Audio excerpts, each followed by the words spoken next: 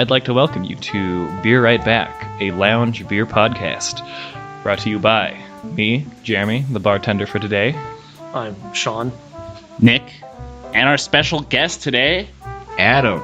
Yeah! Man. Today we're doing stouts and porters, mainly just stouts, but just dark beer for this episode. Gonna warm us up in In this 20 degree. Jesus Christ, it's cold. Yeah. But I think that's fitting for dark beers. No, it Yeah. is. Last episode, I was feeling a little bit cold with all of those Arizona IPAs. Yeah. They weren't exactly warming me up. To our first one, I'm great at being a bartender, guys. We've got, to me, it's a bit of an oddity, but it's called an Oatmeal Stout. I don't know anything about that. Oatmeal stouts are great. Okay.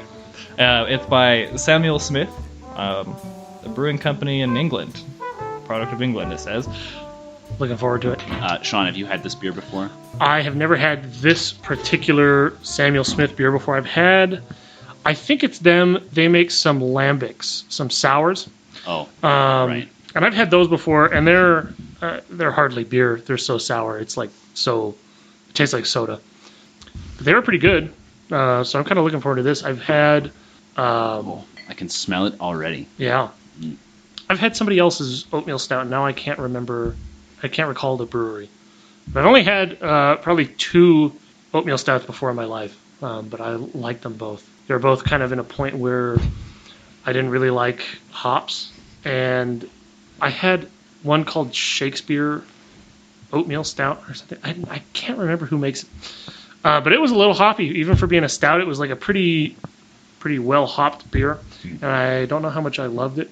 Doesn't Founders make an oatmeal stout? I have no idea. They make the breakfast stout. They make breakfast stout. Right. So I think that's they make that with like coffee and stuff. All right, well, cheers, lads. Shall we? Cheers. I can't get you at 'em, but you have my condolences. All right. Ooh. That's... Tastes like an English stout to me. Yeah. It tastes like food. Because oatmeal, I guess. Right. But, It really doesn't have that much flavor to me. Mm-hmm. Maybe that has to do with it being English style, and I'm just not used to that. Right. It strikes me that most American style beer is a little bit more bold or powerful. Mm-hmm. This is kind of it's almost yeasty. Yeah. mm-hmm. Oh, and the malt flavor doesn't kick you in the tongue. Yeah. It's kind of a subdued flavor. Adam? Yeah, it's pretty tame for like a stout. And yeah, I think what Nick was saying in terms of like it being an English beer would probably have to do with that. Right. How does like the oatmeal how would that change like the composition? Well, so I only know from us having made a beer with some oatmeal in it is I was talking to the guy at the homebrew store, and he was saying that it's not a big difference in flavor, but it causes a difference in mouthfeel. Like, how does it feel like syrup in your mouth, or does it feel like oil in your mouth? You know, how thick or thin is it? Yeah. And so it's supposed to like thin it out and make it. I think it or thicken does it the other slightly. way? Yeah, it makes it a little heavier in your Okay. mouth. Oh. What I noticed with this is it was so like light and like airy, I guess, for a stout. So I wonder how that oatmeal plays into that. And not like pitch black either. It's pretty dark, but it's got kind of a red color to it. If you get it like in the right light, Oh yeah. Yeah, it's like very light flavored. a good beer to start off with. Oh yeah, Really. Yeah. Since we have a couple of larger man. imperial stouts later We're, in the day. This So- one's a 5% ABV, I believe, right? yes, exactly 5%. Yeah, and Yeah. it goes up from here, folks. What's the IBU? Only a 32. I'm even surprised it's that high. Yeah. Good head. So how hard was it to procure this beer? It was like in Safeway, so it wasn't too like out of the way. Right. It was kind of in a weird corner though. I think that's just our Safeway, but Okay. Did you go to the one on Plaza? yes, They have the that's- worst fucking beer selection. Yeah, I'm surprised they. No wait, it was it Bashes? Cedar Safeway. Mm. I went Oh, okay. Yeah, Right. on Cedar Street Avenue something. I've been shopping at the Plaza Safeway for a long time, and I'm always underwhelmed by their beer selection because that their was- single selection is a lot of like Heineken and shit. Yeah. And a few good beers, and then their 6-packs is like, I hope you like Black Butte Porter, because that's one of the that's all we only got, decent yeah. beers they have. Yeah. I was kind of impressed by Bash's 6-pack selection. Yeah. Yeah, that was. They've got pretty good 6-packs, but no singles, right?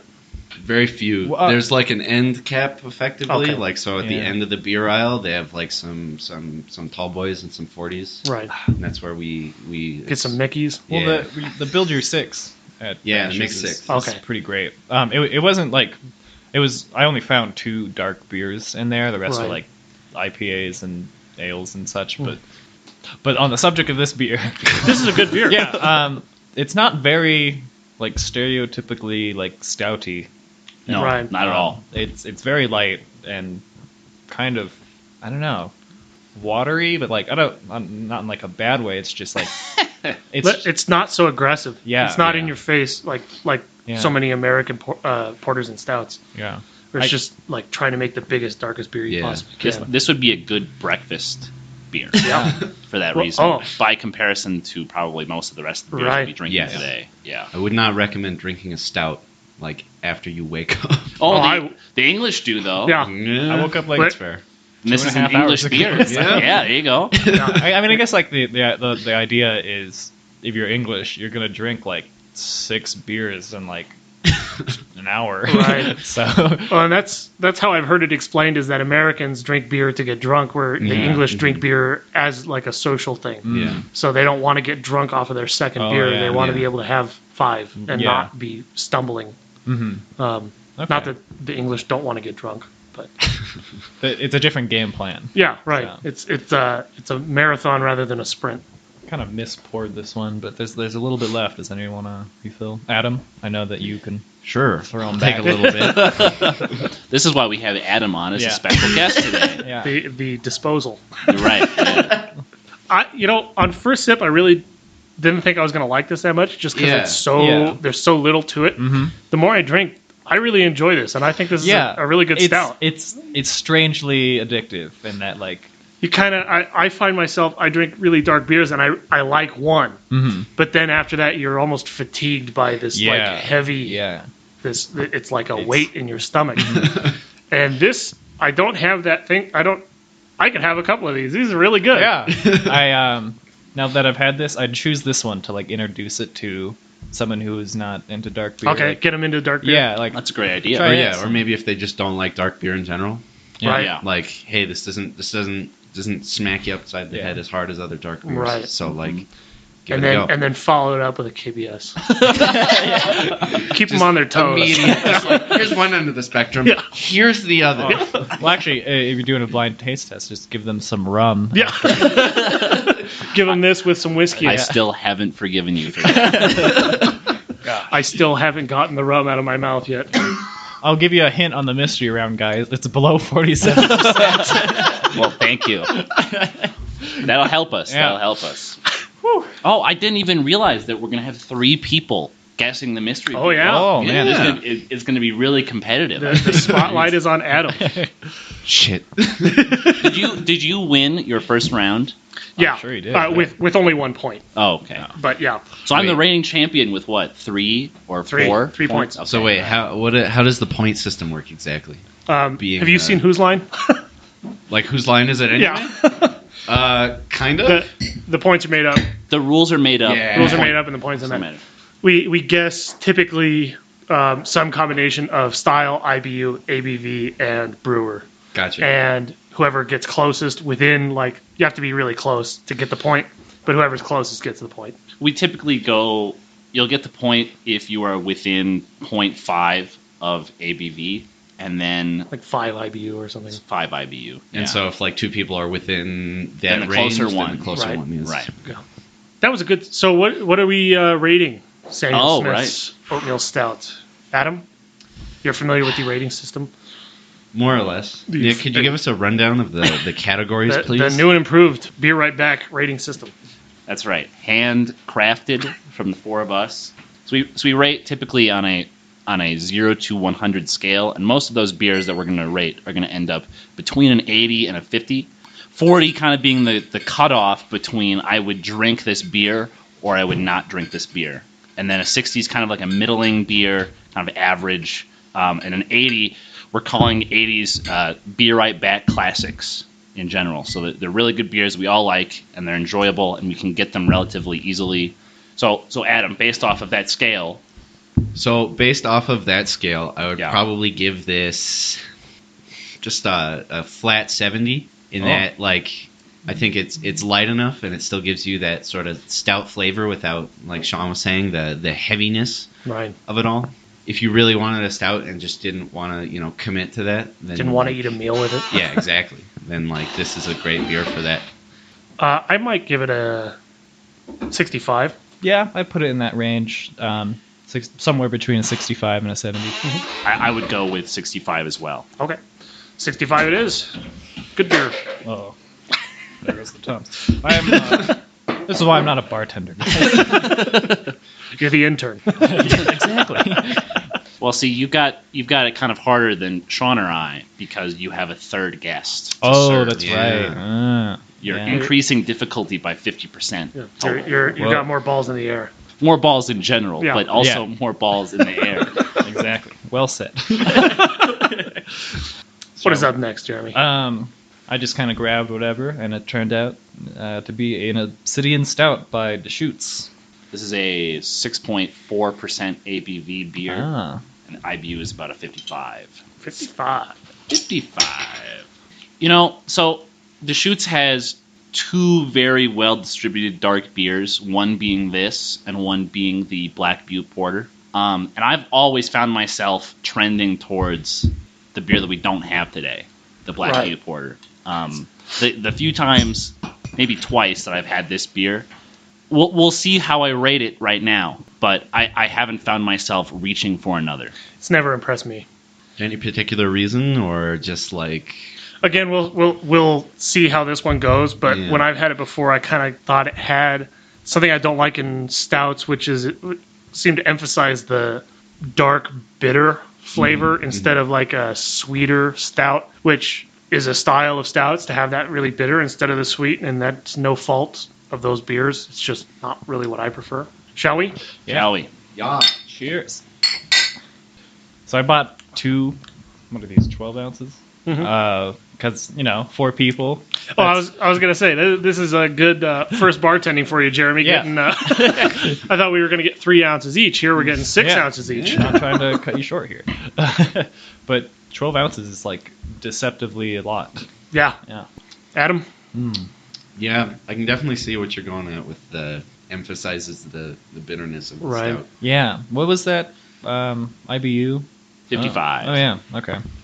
And you taste it. There it is. That's close to IPA territory. Yeah. That was like one of the first things I noticed was like, this is a little bit like an IPA. And then like sort of the stouty bit is kind of like an after flavor. Almost secondary. Like when you swallow it and you're like, oh, there's the stout. The bitterness doesn't remind me of hops. It reminds me of bitterness in dark chocolate. In this beer. Oh, okay. And that is good, but it doesn't really have any other chocolate flavor. It's not a chocolate stout. Yeah. And so it doesn't have any of the sweetness or generally chocolatey flavor. It just has this bitter note. Oh. And that alone, I think, is what detracts from it overall. Okay. Very loud note. I noticed like the chocolatey bit like 3 or 4 seconds after I've taken a sip. But then like when the first like when you first like put it in your mouth, it's like that's a very alcohol-y bitterness. And it's not very like it's not like a subtle bitterness or not a good bitterness, like an IPA bitterness. Do you guys get like when this first hits your tongue, like the instant it does, you get like a metallic flavor? I get almost like an iron kind of flavor to it. Yeah. You could say an Obsidian flavor. Is that a metal? It's not.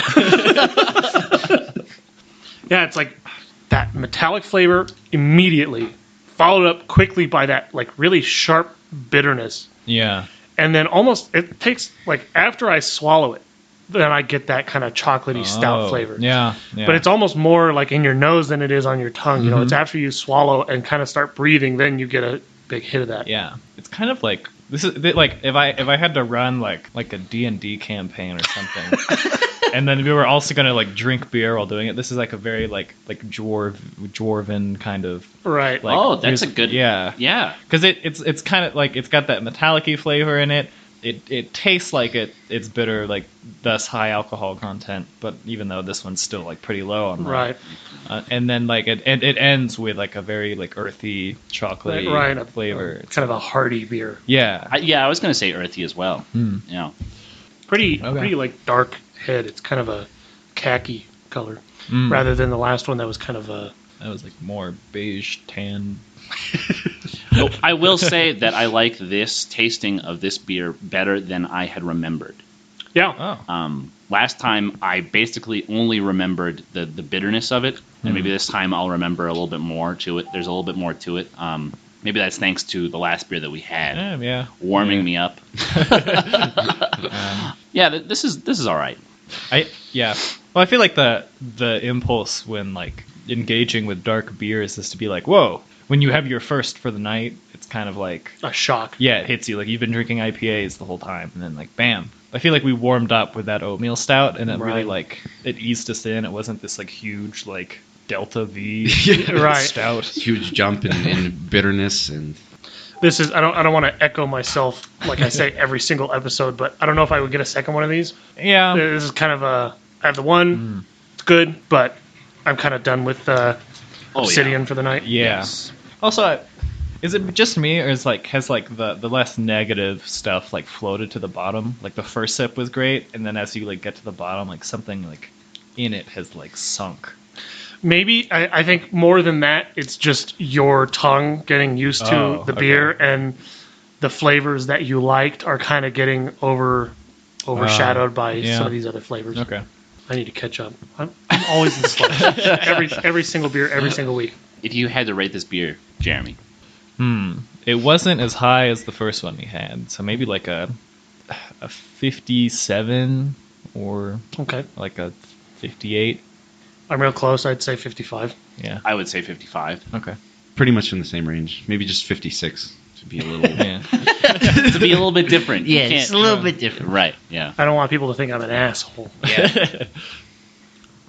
All right, Nick, just neck to the last of that. I was like, Nick's going to take a little while don't too, want it, I and can then I'm like, Pour it out. You got. I had to finish it. I was having a kind of a hard time powering through the last little bit of it. Yeah. Well, I don't know. The first part of it was like really enjoyable for what it was, and then I kind of it fell off. Tapers off. Defense. Yeah. So it is one of those kind of like I'd only have one of these, but at least I enjoyed it kind of right. thing. You don't regret getting it. Yeah. It was a good one and done. I found I'm kind of picky with dark. I guess I'm kind of picky with everything. I'm kind of picky with dark beers just because I like the sweeter ones rather than these really deep, heavy, bitter ones. Yeah, with most stouts, it's usually sort of like a variety of sort of rich flavors. Mhm. It's like you get sweet and bitter and like heavy all around, and it's just like a very like hearty beer. And then with like this, it's very like you get some more subtle stuff, and then you have the one like deep bitter note. Right. Kind of it's like- screaming at you. Yeah, and it's like if you really like the bitter part of stouts, like go for it. Like this is probably the one for you. Right. But like other than that, Yeah, it kind of reminded me of why I like the porter that they make better than this. The porter has some sweeter notes and is more full bodied and richer than this. It's sort of rough after a while. It is. It feels like they tried to make an aggressive Black Butte. Like Right. if they just turned Black Butte up to 11, that's what you get. And I think that kind of misses the point of both of those beers. Black Butte is not designed to be something that should be made aggressive, and Obsidian Stout should not just be a louder porter. I agree. Well, we've got some more aggressive beers coming up, so don't worry. Well, now you'll have plenty of aggressiveness. And I like aggressive beers. And I sure. like aggressive stouts. I just, I'm kind of particular about Right. the other flavors. It's not. We're not going into aggressive double IPAs, so you've got to. Yeah, It's not quite our it's speed. not going to take the enamel off my teeth. All right, what are we thinking of next, Jeremy? I don't know. I'm kind of deciding between a Rasputin and something else. Oh boy. Rolling the First dice. stout I ever had. Oh, It's just- really? Rasputin. Yeah. Oh yeah. I think I was hey, there for that. There's a Russian on that. I'll take it. I'm a socialist. You know, that Marx guy had some pretty good ideas. What's the name of the hat that you're wearing right now? It's a Ushanka. And Ushanka. It's the one with like the that's- ear flaps and the Right. the yeah. front So thing. you're playing the part pretty well. Yeah. Well, I'm also just cold as shit. I just picked up this Yeti by chance. It's 0.5% above a Rasputin, but I think we won't notice. That's fair. The Yeti. Yeah. I have never had this beer. I have. Oh. I remember enjoying it. That's all I have to say about that. I remember enjoying it. I don't remember much Alright. else. Yeah.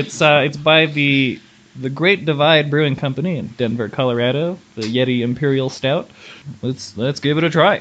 It's got a 9.5% ABV and about a 75 IBU. 75, huh? 75 IBU. Yes. Oh, I poured this. 75%. I misheard you. I yeah. thought you were saying alcohol. I was like, something tells me it's not 75%. Well, you went with rum Hey. last time, so he thought he had to get a little bit more proof in there. I was only 2/3 of that, Nick. I just poured this, and the first thing I noticed is that, like, as far as like the consistency of the liquid goes, this is like kind of thick. It's like motor oil. Yeah. It's pitch black, and the head has like- gone past khaki into Yep, like a into milk like a- chocolate color or something. It's like a coffee color, right. and fitting for what stouts taste like. And I've kind of there's so much left in this fucking liter of a bottle or a pint. Don't worry, we have the disposal Yeah. here with us today. Oh, Adam. Yeah. Adam sits with pint glass All right. erect. Inhale this, Adam. All right, cheers. Cheers. Yeah. That was a good one. Whoa. Whoa. That like fills your whole mouth right up. Like Yeah. just as soon as it hits your tongue, it's like it just like I don't know. It feels like it just like expands in your mouth. Exceptionally creamy. I get almost like a moss. I don't want to sound like a jackass, but I get kind of a mossy, earthy tone. I do get that earthy flavor. Yeah. There's a lot going on in this one. It has a lot of that same huge bitterness Yeah. from the last one, but kind of almost taken to the next yeah. degree. I don't know if it's gone like far enough for that to be like, oh, that was like a conscious decision and that was good, or it's gone far enough to be like, whoa, like slow down there, Hans. This is a black IPA now. I will say, even though it has that bitterness, that's balanced out with a lot more complexity of flavor Yeah. up front. Yeah, I'm like 4 sips in, and I'm like still trying to process everything that's like going on in my Right. tongue. Like That first sip is just bitter. It's just like your whole mouth is bitter. And then you keep drinking it, and I'm getting more of like a coffee flavor now that then moves into that bitter flavor. Mhm. And I really like that. I like the kind of balancing it out. This is a fantastic beer. This is great. Yeah. Adam? I'm still processing some of it, Jeremy. There's a lot to it. There's a lot, like when I first drank it, it was like, oh, like that's a lot of, compared to the last ones anyway, a lot of like alcohol in it. I can just like immediately taste the ethanol in it. And then like, but then like you take your second sip and it's like, oh, well, there's that like classic stout, like coffee and whatnot, like chocolatey flavor. And then you take your third sip, and then there's like something else that's like, I don't know how to describe it. Still in the back of my mind. Yeah. I think Nick hit it pretty well with that. It's like very mossy in that like there's this like grassy, like earthy sort of like tone to it. Yeah. Like there's like, for me, there's like an after like taste of something that I can only describe as mossy. So I feel like I'm repeating what other people are saying, Yeah. but it's a very like mountain man kind of beer. There is like a definite aftertaste to this. Like right now, Yeah. I haven't sipped this in about a minute. Yeah. And I get this flavor like way at the back of my mouth. I almost want to say fruity, but then I can't attribute like what fruit it is. Yeah. There's just kind of a weird sweetness at the very back of your mouth. It's kind of like sap, like maple syrupy, but like unprocessed, like a raw, like Just sucking from the tree. yeah, it's like a manly taste. This is what I thought Guinness tasted like when I didn't know that Guinness was bad. Yeah. when I first started having Guinness, when I was first drinking beer, I sort of thought that this is what it was. And we really should have a Guinness after this to compare. Oh. Not that we will. It's just Don't water. Worry. Right. Every time by comparison. every time I've had Guinness since I've gotten into good beer, there's nothing to it. Yeah. That's sacrilege for me as an Irishman to talk down on Guinness, but I'm never going back to the homeland. Irishmen against Guinness. We can start a coalition. Mm-hmm. So whether or not they use the animal parts to filter their beer. What the fuck are you talking about? Are they using like Intestines stomach lining to like It's filter? something. I forget what it is. I'll remind us all in the beer news section. Okay. But they recently switched away from some sort of animal stomach lining to filter the beer because PETA was after them or something. Like they weren't getting the sales that they wanted or something. It's not vegan. Yeah, it's not vegan. Or at least not vegetarian, right? Right. Yeah. I wonder how many vegetarians have like drinking a Guinness and then figured that out and then been like, oh, hell, What have I done? And then they died. The end. Sean, thinking about the Yeti Imperial Stout, what would you rate that beer? That's well, let me look at our rating scale. So it's not soul ascension level, but it's not death. Right. Well, so I think Somewhere that, in the like, middle. Yeah, I think that stouts kind of like in some ways break the rating system because, like Sean was saying, in many ways, like you only kind of want to have one, and then you're sort of like. Well, but a good Even stout, out. you should be able to have more than one. And I think this rating scale doesn't have to be limited to like how many of these would you drink? That's fair. Because I think like CBS is like one of my favorite beers, and I would rate it easily at a 90. Yeah. But I would not have two CBSs. I'd give this like a 75 or an 80. We gave the oatmeal a 65. Oh, really? I gave the oatmeal a 70. Oh. And I think the three of us yeah. were rating it more around a 65. So if we were to average it, it'd probably be like a 66 or a 67. Yeah. This is at least a solid 70. I would agree. I would say this is probably at least a 75. Yeah. I'd go up to 75. I'm gonna be the dick and call it a 60. Wow. Whoa, wow. Explain. It's good. It's fine. I don't love it. It's a big flavor, right? And it's a Yeah. lot of like Yeah. bitter flavor, and I like bitter, but it's just it's a hell of a lot of it. I'm kind of the amount that I've had. I'm ready to move on to our next beer. I kind of want something to clean this out of my mouth. Yeah. Adam? If I could give it a specific rating, I'd probably give it a 73. 73. So we want to go down to what? A 70? That's Yeah. 70. I'd 70. compromise that Yeah. at 70. Yeah. I don't know. I feel like I am much more open to like the dark beer negativity, and that like I'll look past it because I like dark beer and that kind of thing. Right. So I don't know. Maybe I'm either biased or you're biased. I think we're both biased because I'm very happily in the IPA camp. I like dark beers, but home turf is IPAs. Yeah. Okay. So the sweeter it is, the better for me. I don't like the ones that are like candy, but I like a sweeter stout, and that was very much not a sweet stout, which is fine, but not my cup of tea. I'm going to say, over the last 2 episodes, at the end of the episode, I was feeling a little buzzed. We're already there.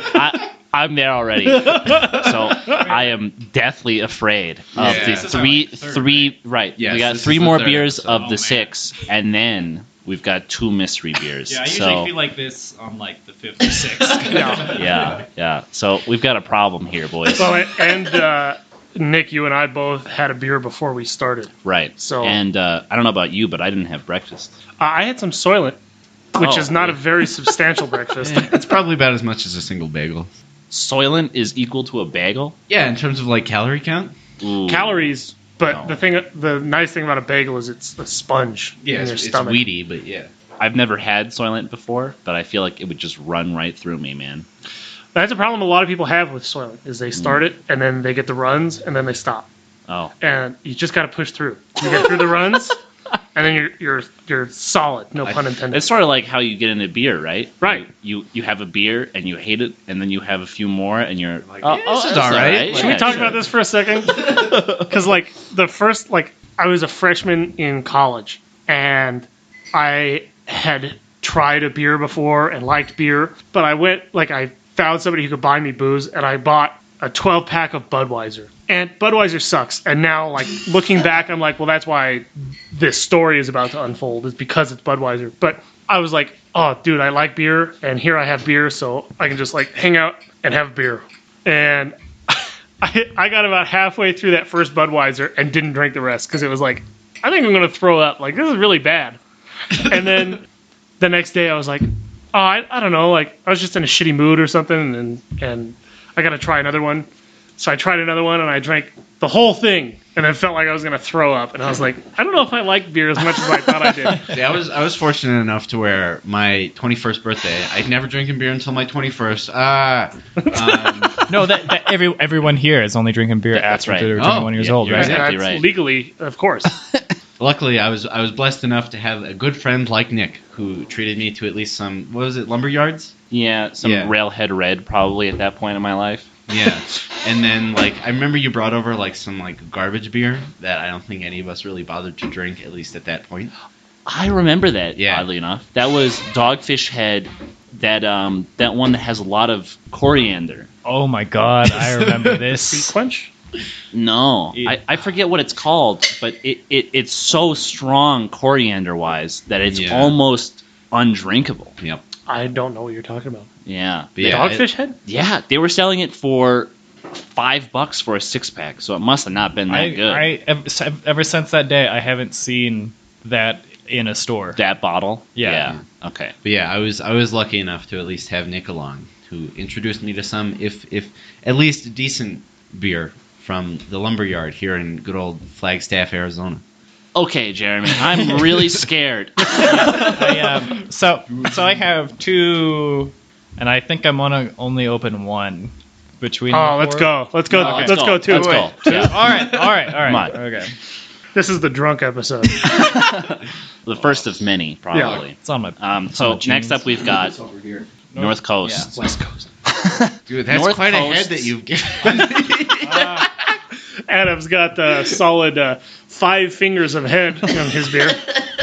Yep. Got North Coast's I know I was gonna drink it no matter what. Rasputin. Oh, yeah. This is Adam's favorite, right? Oh, Yeah. you should split that one between you guys because we got a whole second bottle. Oh, Yeah. there you go, Nick. Just open Thanks, that man. one and Appreciate it. Here comes the other one. Adam has 4.5 inches of head on his, and Nick has 0.025 inches of head on his. He's an intern. It's fine. It's my first day. It's hard to judge. Yeah. You don't want to give somebody 2/3 of the bottle and they go, oh shit. Especially after I'm like this far in. Yeah. Err on the side of giving more to Nick, anyways, just because I'm the slow asshole. I can't. There's just so much head on Yeah. all of these. I mean, I'll drink whatever you give me. Yeah. It's fine. All right, cheers. Cheers, gentlemen. Did we say the Let's- beer? We haven't announced the name of the beer. It's I Old No, Rasputin. yeah. I did. All right. Did you? Yeah. Yep. Old Rasputin Russian Imperial Stout. Looking at the Cyrillic alphabet here. I'm not going to pronounce that, but it's something along those lines as well.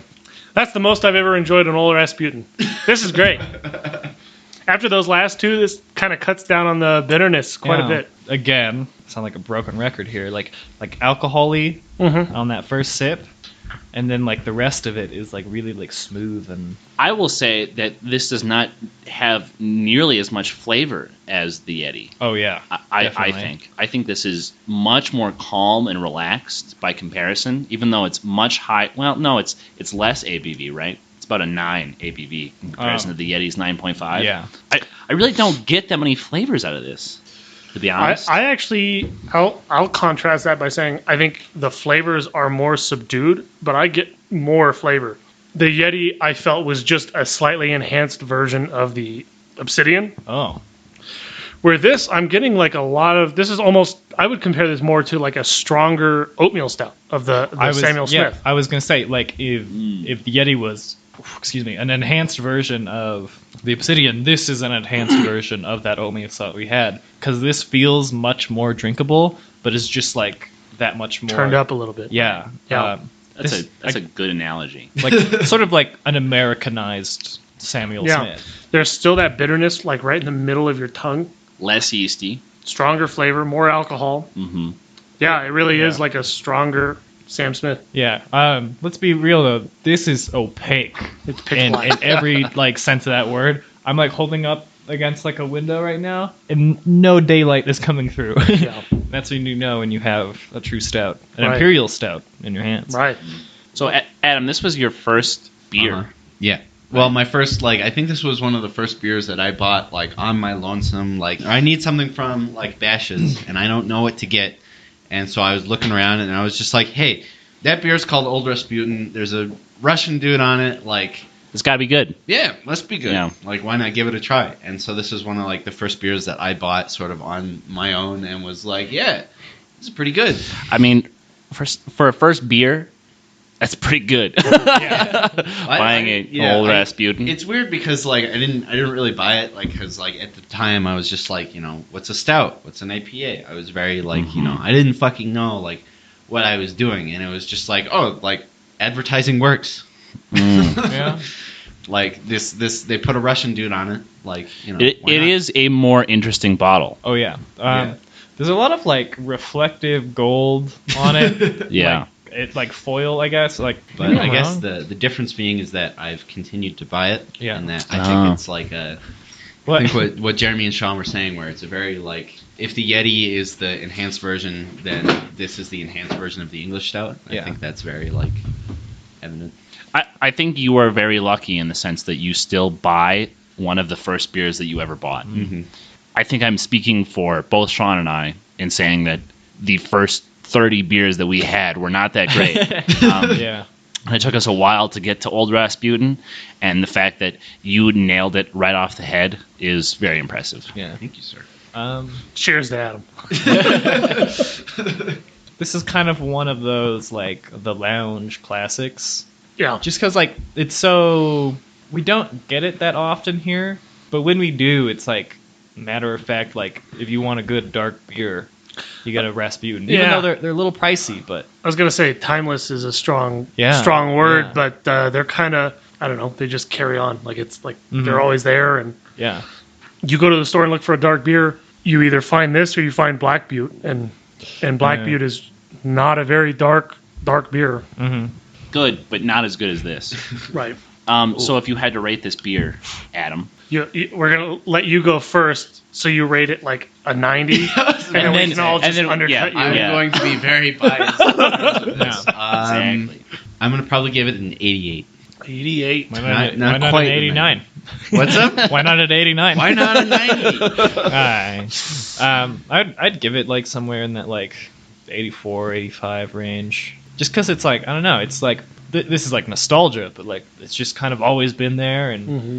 when you buy one, you know at least you're gonna have a great experience, even though you only drink one because they're kind of heavy. Just out.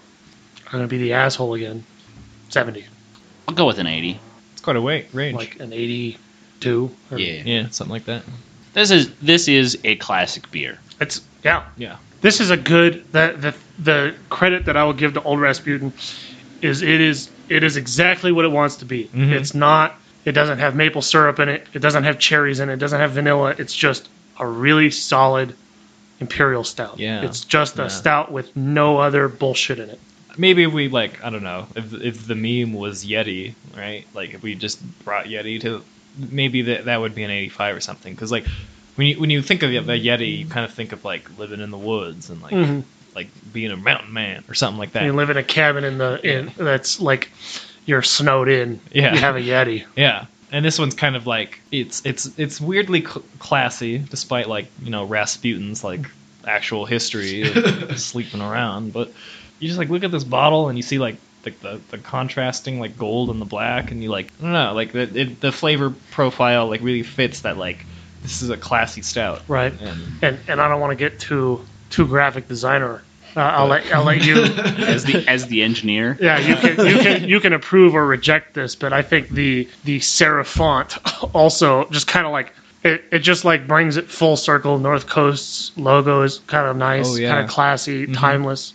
The photo in the middle that's like not cartoony, but it's like kind of old timey. yeah, It it's just kind of brings it all it's around. it's a black and white stippling. Not a whole lot of like shading going on with that, but like it's very like grainy, and it just somehow like brings you back to like a pre-Soviet beer. I don't know how to like describe it. Like it is on par with Mother Road's design for Tower Station. Really solid in design. terms of like Yes. describing the beer that you are Right. going to have. This is a really good label. Right. And Have you guys had their Scrimshaw Pilsner? I'm not a big fan of Pilsners. I'm a fan of really good Pilsners, and I really like that. That's about one of the Pilsners that I will get once in a while. If I make your own 6-pack and they have one, and I'm in the mood for a light beer, I'll grab one of those, and it's pretty tasty. all right, think of some filler while I wash these glasses. It's on you guys. So what do we have left? We have Anchor Porter left and Left Hand Milk Stout left. Right, and isn't there one more? No, we just No, did 4. we've done 4. Wait, I thought Yeah. there were 2 mystery beers. I'm confused Well, now. Sure. so we have our 6-pack, Gotcha. and we just So did it's 4 6 of them. There and are then 2? Yeah. 6 and then 2. Hope you didn't have any plans for the rest of the day. Yeah, it's President's Day tomorrow. I'm a government worker. Like, hey, this is fine. Because I was under the impression that it was 4 and then a 2 Oh no! mysteries. Yeah. Oh no! You're Welcome to the show, Adam. And you know, when we're drinking exclusively blondes, that's okay. Yeah, that's fine. Sour But- episode. But Easy. we got Imperial Stouts on the board. It's a little rough. Yeah. This is the first of potentially many drunk episodes of the podcast. Well, what other strong beers are there out there? So I know stouts are some of the. Oh, dear. I mean, there's obviously KBS, which is like Well, 20%. There's double IPAs. First off, Big Yeah, IPAs like are frequently really high in 20-minute alcohol. IPA. Uh, or is like it a 20-minute double 120. IPA? 120-minute. Or, yeah, sorry. There's strong like Abbey ales. There's strong American ales that are all usually typically high. There's cask beers. There's Belgian quads. barrel aged beers. You know, I mean, we could do a whole couple months And then just we- on Because I know that ABBs above 9.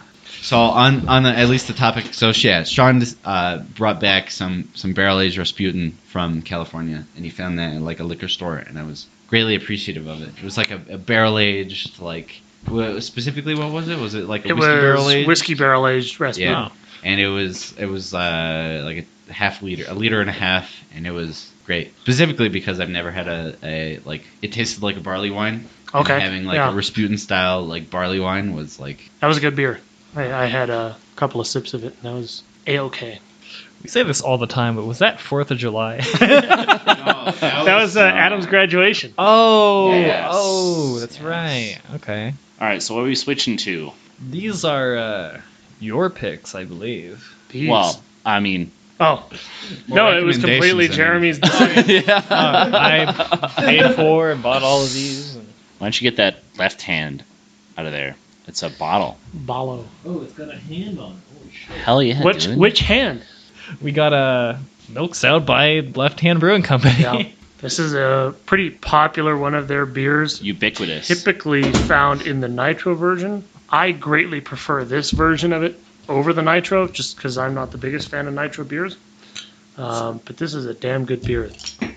This is probably one of the first dark beers that really got my interest in dark beers. Right. Oh, being from the Western United States, this is one of the standards Right. for dark beer in general. Not even just stouts, but Left Hand does a really good job of balancing kind of a creaminess with flavor in this beer.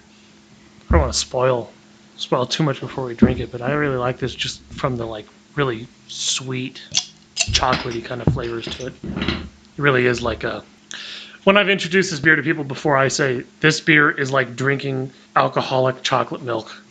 Like it's so sweet and rich and chocolatey. Now I'm gonna drink it and say this all a second time. Or you're going to shit on it and give it a 50. Oh, this is awful. Cheers. Cheers. You know what I like about it is that it's so sweet, and rich, and creamy. I'm gonna be like kind of on the other side of the bias Oh scale, no! and and say that like milk stouts just for some reason like upset my stomach. Now I've only had the nitro of this, and I think I kind of agree with you that this is a better version.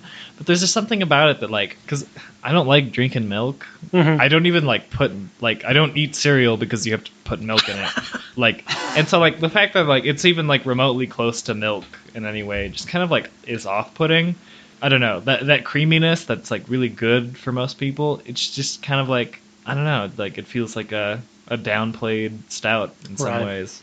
Yeah, I'm in a similar boat in that, like, I remember I bought a mixed 6 from Bashes once, and I put a milk stout in it, and it was the last beer I drank from it, just because I was just like, my like pretense towards milk stouts is like they like give me this like weird sort of like foamy, like they're kind of like foam in like the back of your mouth for like a little bit. Okay. I don't know if that sounds odd or whatever, what have you. A little you, odd to me, like, but yeah. But it just sort of like, it gives me this weird, like, while I'm drinking it, it's not like my favorite beer to have, and then like in a lot of ways it's like I'd rather just have like a straight stout, but it's still like something that I'm like, yeah, this is like pretty good. Right. So I don't think this is the best stout in the world. I think this is a pretty good example of, regardless of whether or not it's nitro or not, I think it's it does nothing amazing, but it doesn't have many faults. And for that reason, if you are in a random Chevron in the middle of nowhere and they carry left-hand milk stout, you're going to get it because you know it's decent at least. And to make a beer that you know is at least decent and that you can pick out of a crowd is impressive. This was one of the first dark beers that I had outside of Guinness, and maybe I have a bias. I probably do have a bias, just like Sean, towards this beer, but I really do think that it is a classic example of a stout. And even like here, I'm biased for this beer. I'll even say this is not as good as when I've had it before, because I think this was one of my first really good stouts, and man, I remember it being so just. It tasted like chocolate milk. It was so chocolatey and so sweet that I really had a moment where I was like, I had no idea beer could taste like this. This is ridiculous. And now it tastes a little bit more just like a stout. Coming off of a Rasputin. Yeah. Sure. Yeah. So this is good, and I still love this beer. And this is one of my go-tos for dark beers. You don't see it that often, is the disappointing thing. It seems like the nitro has really taken over for Left Hand's milk stout brand. what would you say that the nitro offers versus the standard? To its benefit? Yeah, sure. The nitro is a little creamier. Just that, Smoother. Yeah, the nitrogen bubbles in it are a little smaller than carbon dioxide, so it's less like it feels less like sandpaper on your tongue. It feels more just like cream, kind of like a Guinness. Okay. Guinness is also nitrogenated. I think carbon. Now this is me recalling something that I read a long time ago, and I don't know how true it is, but I've read that carbon dioxide tastes sour. It has like an acidic flavor. Oh. Because when carbon dioxide is in a beer, it's not as a gas, it's as carbonic acid. And then when the pressure is released, then it turns into carbon dioxide and is released, and that's why this gas releases slowly from your beer as you drink it. And that carbonic acid has an acidic flavor. So that can slightly change the flavor of the beer, but just by like a tiny amount. Gotcha. Yeah, nitro is really just like a texture more than it is a flavor. I don't love it. There are some beers that I prefer the nitro version. I think most beers I prefer the carbon version. And this is one of them where the nitro version is fine, but I always finish it going, I kind of wish I got the regular one. Well, that's because the nitrogen leaves way sooner than the carbon dioxide does, right? If you don't drink it fast, you're left with a flatter beer. I don't know if that's true, but I would corroborate that and say that's what it seems like. I don't know if within like the time of drinking it that you're going to notice that, but it's possible that within like a longer period. Well, damn, yeah. In your length of time that you drink a beer, you're not going to notice anything. But if you're sitting on a back porch just having a sip every once in a while, you'll probably notice. That's fair. Yeah, it's true. I think Adam's time scale for beer is, all right, Adam, here's your beer. Oh, you want another one? Like, if there were 10 carbon dioxide molecules in the beer, Adam would go, it's fine, it's carbonated. Yeah, I think my nitro experiences with this beer has kind of left me a little biased. I'd say this one is much better, and that like it's very, I don't know, it's not as airy as the nitro. Okay. As weird as that sounds, like it doesn't like go down like there's some weird like, I don't know, lamination of the liquid like in my mouth. Like it's just like I don't know, like I think the carbon version of this is much better, and so I'd probably rate it higher than the nitro. Yeah. still, there's just something about milk stouts. Like, as much as I like stouts, and as I'm drinking this one, this like beer in particular, like it's just like it's off-putting. Okay. Yeah. Like a positive way or a negative way? And kind Off-putting in a good way. and see, I'm even like I don't usually like finish last on my drink, but this is the one that I'm like kind of nursing because it leaves It leaves a weird texture in my mouth, especially as it's like going down. Adam has I'll poured take- himself. I'll take in some a- more of that. Yeah. Which one was yours, Sean? The Lumberyard? Just hand me the bottle. I know what I'm about. It does have like a bit of a smoky aftertaste, which I wasn't like expecting. I am appreciating that a lot. Yeah. That slight smokiness. Right. This is the warm-up beer I had before the episode. So I'm now like really well acquainted with left-hand milk stout.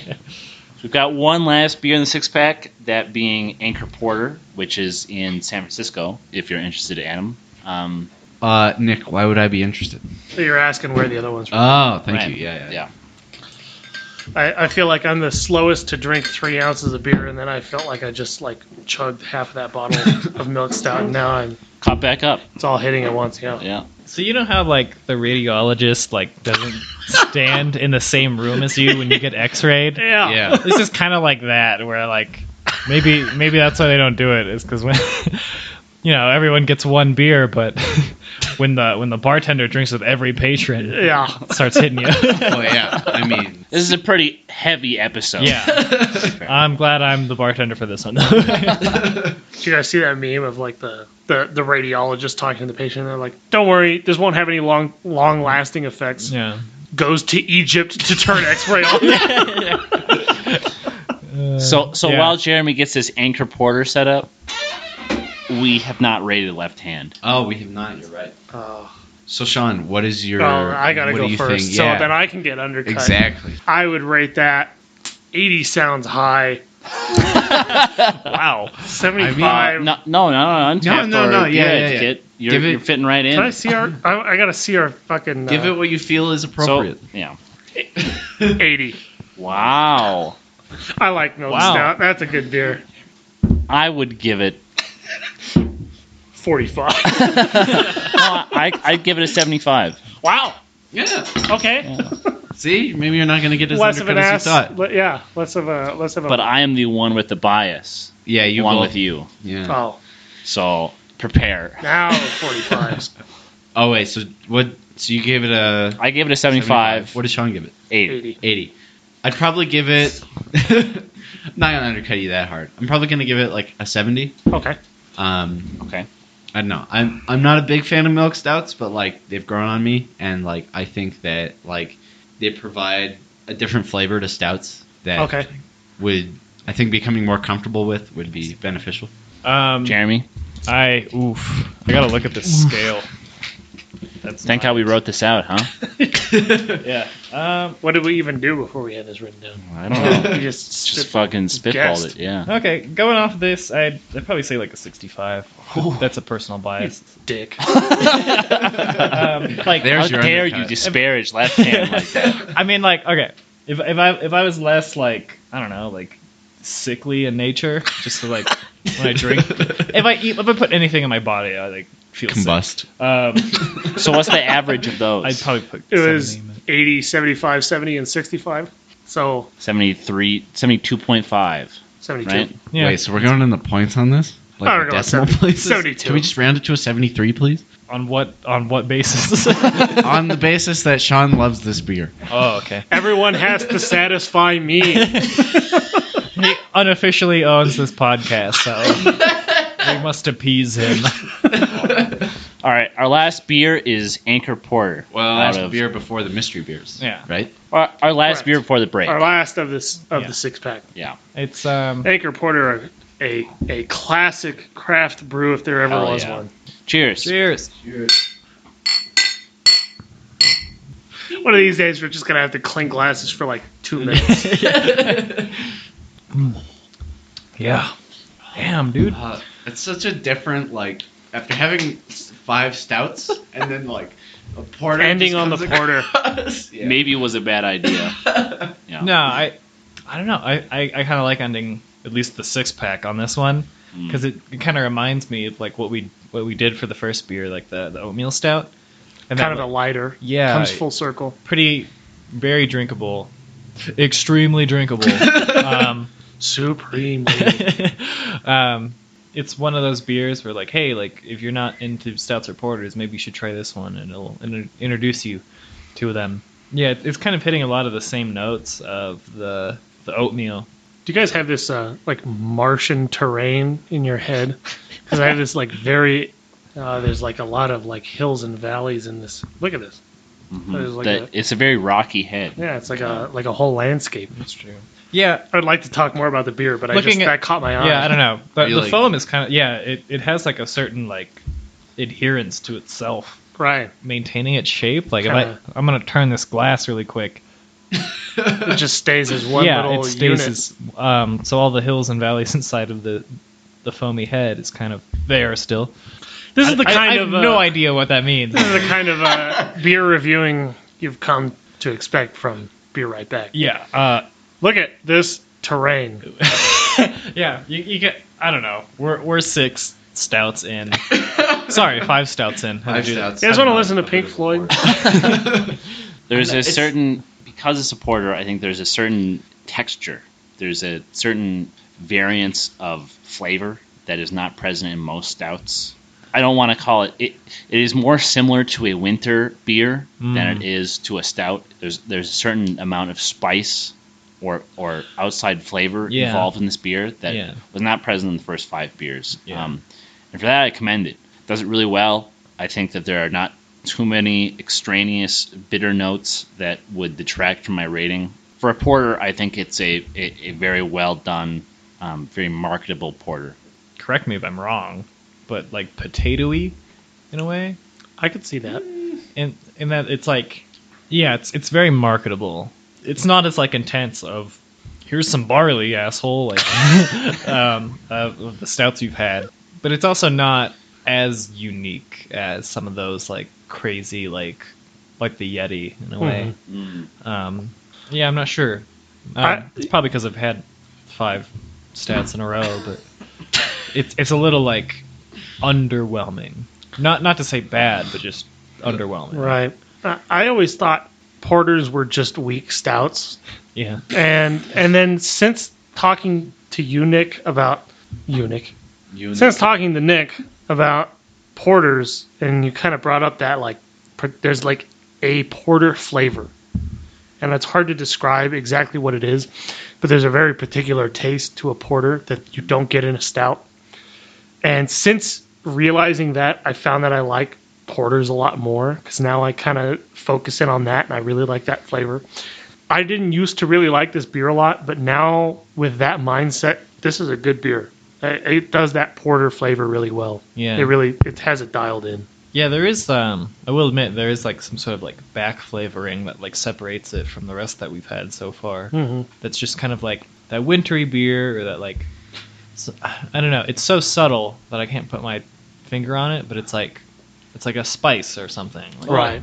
It's a difference in barley or malt that they use. Okay. It's a different roasting level Oh, okay. that creates a different flavor. I see. It's not quite as dark or chocolatey. Yeah. It's a little bit in between an unroasted barley and a fully toasted. More steam. So a quick question in terms of how these two are brewed.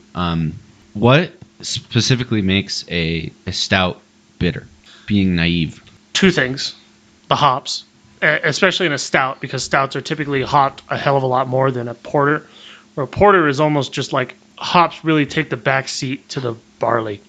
Where stouts, and especially imperial stouts, the hops are more forefront. Different kind of hops typically than IPA.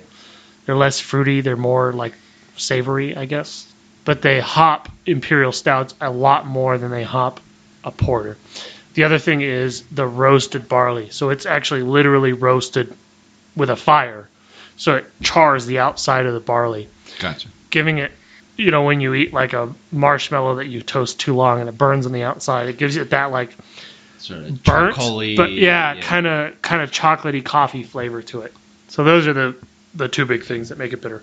Yeah, this almost it almost tastes like you just sort of removed completely like the bitterness of a stout. Right. And like this everything else inside of the stout is there, And- but and- like, it's not bitter Right. at all. And the barley they use in a porter is not nearly roasted to the level that a stout would. And they use less hops, so you're absolutely right. It really is just a less bitter stout. But the consequence of having it be less bitter, is specifically in the malt, gives it the porter flavor that makes it identifiable as a porter. Sean and I have talked about how a lot of breweries don't make a really good porter, and I think that's because there's a very fine line between a porter and a stout, and it's really hard, I think, to make a really good porter because it's very delicate in terms of flavor in between an amber and a stout. I think Anchor does a really good job of finding that, the delicate balance in between the two in terms of flavor. Do you know of any other porters you'd recommend that are like similar level to the Anchor? Not to the same level. Black Butte's okay.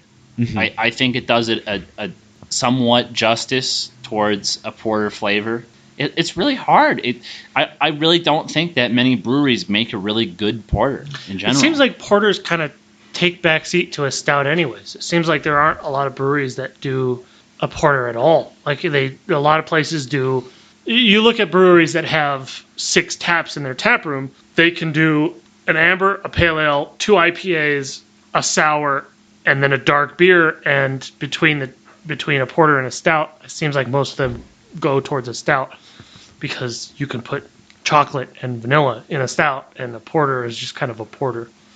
Where if you do a porter really well, it's so good.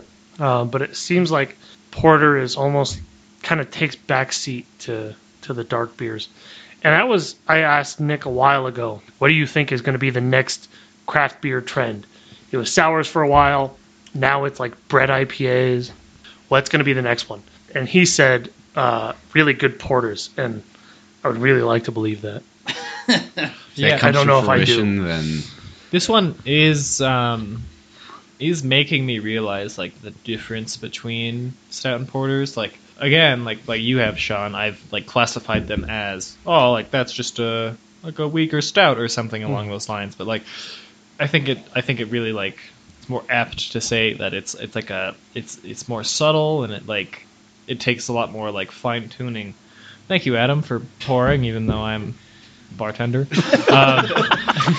I'm the guest. I have no idea what's fucking going on. Brian by the seat of my pants.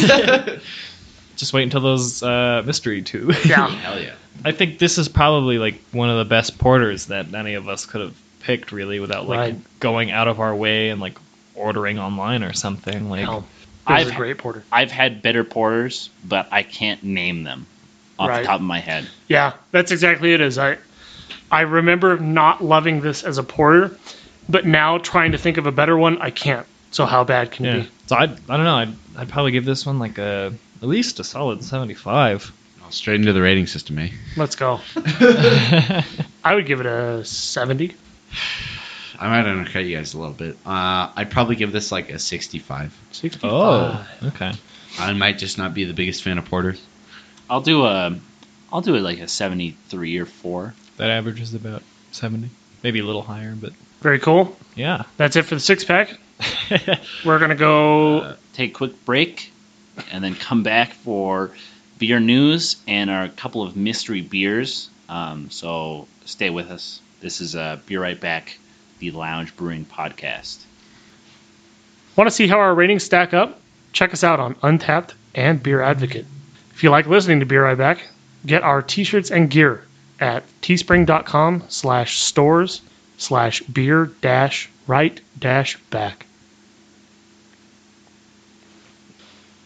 Welcome back to Be Right Back, the Lounge Brewing Podcast. So we're going to hit you up with some brewing news, and then we'll go straight into our blind beer tasting. Sean has some brewing news. Take it away, Sean. And then you have a couple. Yeah. I have some bad brewing news to start us off. So a real bummer. Man. Portland's Bridgeport Brewing to close after 35 years. Oh, no. The Oregon-based craft beer pioneer was one of the first to sell an IPA.